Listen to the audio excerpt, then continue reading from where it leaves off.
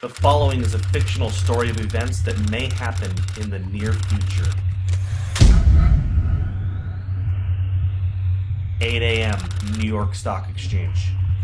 It's a cold, breezy day on Wall Street as markets await the Federal Reserve's announcement for QE4. Futures are up significantly. The Dow Jones just breached its 2008 high of 14,164.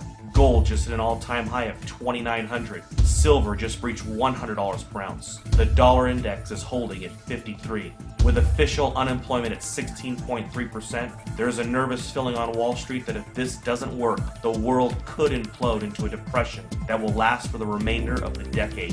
8:19 a.m. Beijing.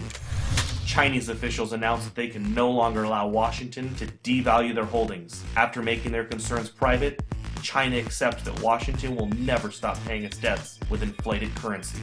China makes an official statement from Beijing, quote, "We have made our concerns known privately for some time. With QE4 about to be announced today, China will have no choice but to stop purchasing U.S. treasuries. We have allowed Washington to try to work through their imbalances for 4 years. But with global inflation and U.S. consumers rapidly shrinking as a percentage of global GDP, we feel that a Western recovery is unlikely until they reform their entitlement programs." 8:45 a.m. New York Stock Exchange. Upon hearing the statement from China, Dow futures have a sharp reversal and begin to drop. Gold leaps past $3,000 per ounce, up $150 per ounce in the last 26 minutes. CNBC awaits a statement from the White House. 8:50 a.m. Washington, D.C. The president makes an official statement to calm investors' fears. He tells Americans that he has spoken with several G20 leaders. They have assured him that they will continue to increase their purchase of treasuries and believe that a strong U.S. economy is the only thing that will bring back global prosperity. He has also spoken to Chairman Bernanke, who assures him that a strong dollar will be the result of QE4. The president also reminds Americans that his recent New Deal recovery programs that he passed through executive order will increase the likelihood of a lasting recovery. He also notes that Beijing, since 2009, has slowly been reducing their holdings, so the impact will be minimal. 9:51 a.m. New York. Dow futures fall 850 points in the first 20 minutes of trading. Markets are halted for 1 hour by the authorities.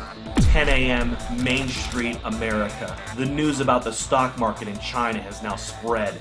A panic begins to set in and unprepared Americans rush to the grocery store. In an attempt to purchase food and water, Americans that didn't know what was going on are alerted by all of the news stories and panic buying. Within 50 minutes, there is a nationwide rush to the stores. Empty store shelves in America become a reality. 10:52 a.m. New York. Markets reopen and the Dow Jones resumes its collapse. Investors around the world join the sell-off in bonds and stocks and begin to purchase commodities. Unlike the panic of 2008, this time commodities are seen as the only safe haven from a dollar crisis.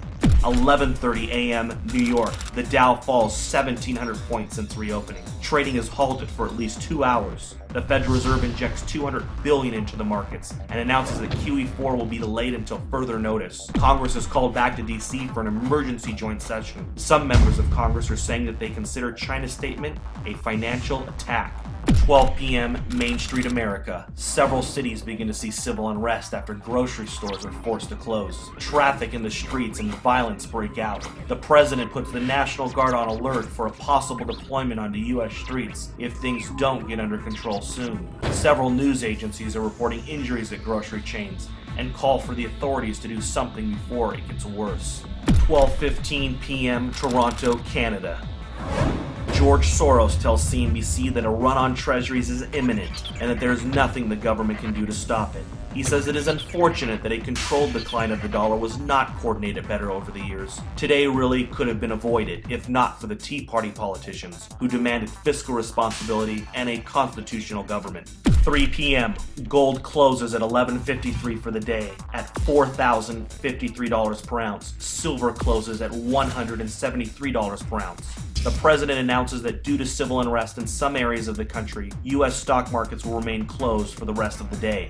With the exception of mining and other inflation-related stocks, the majority of U.S. stocks are down significantly due to the sell-off and flight to safety in commodities. The Federal Reserve announces that it will begin to purchase U.S. treasuries and stocks in order to stabilize the markets. But this only feeds investors' fears of a full-blown treasury run and collapse of the dollar.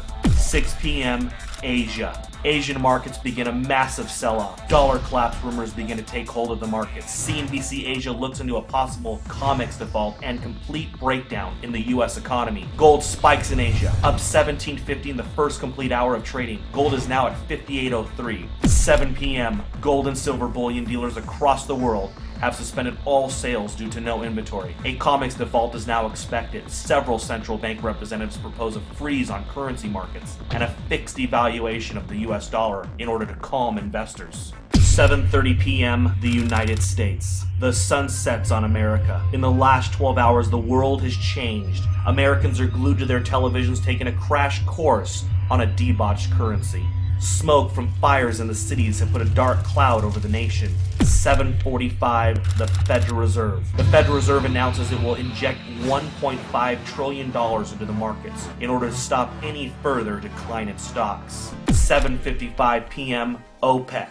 The final nail in the coffin. OPEC nations halt oil trades in US dollars until further notice. They will only accept euros, renminbi, or gold. 7:59 p.m. The Federal Reserve's announcement to inject $1.5 trillion into the markets causes a sharp reversal in overseas markets. Stocks begin to rally even as Main Street melts down.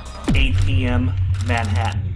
Gerard Adams, president of the National Inflation Association, sends out an urgent email alert.